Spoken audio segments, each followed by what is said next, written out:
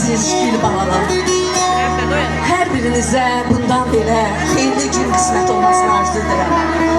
Və mən də illər uzunudur ki, başına döndüyümüz şəhidlərin adıyla bağlı olan bir ictimai birliği, şəhid ailələri, əlillər və müharibə veteranlarının müdafiəsi ictimai birliğinin İnsan Resursları Şöbəsinin müdürü, vətənpərvər şair, Jurnalistlər Birliğinin, Turan Yazarlar Birliğinin üzvü Qızıl Qələm mükafatlısı, nazlı yazar olarak hər birinizə bundan belə xeyirli günlər arzu edirəm. Və onu da qeyd etmək istəyirəm ki, bu gün əgər burada şənləniriksə, o başına döndüyüm şəhidlərimizə hər birimiz bir can borçluyuz.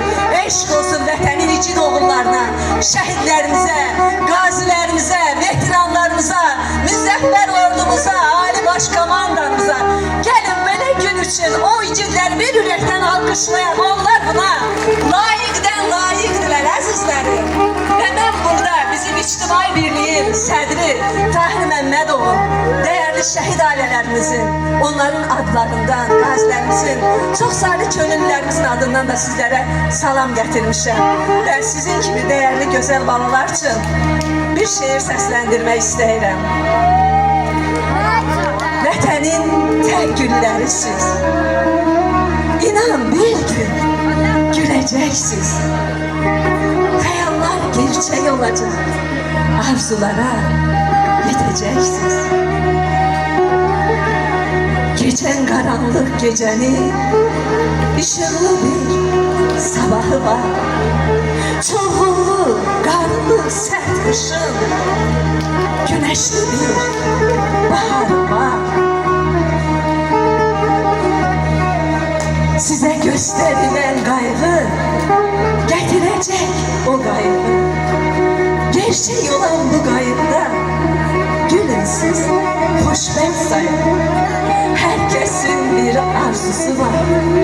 Arzular tez kanatlanar. Sizlerin hoş günlerini nazlı yazar arzular.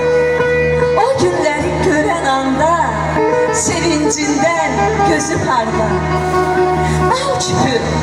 Bal küpü şirin babalar, size veren bir arzum var.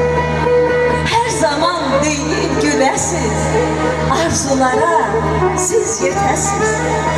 Geleceğin alimleri kim bilir, belki de sizsiz, belki de sizden birisiz, belki de sizden birisiz.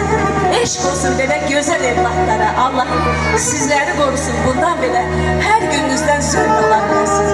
Bu təşkilatçılara da, bütün xanımlara da, Məsmə xanıma da, əziyyəti olan hər kişiyə də, Adil müəllimə də özlərinin təşəkkürünü bildirəm. Kimin zəhməti varsa sağ olsun,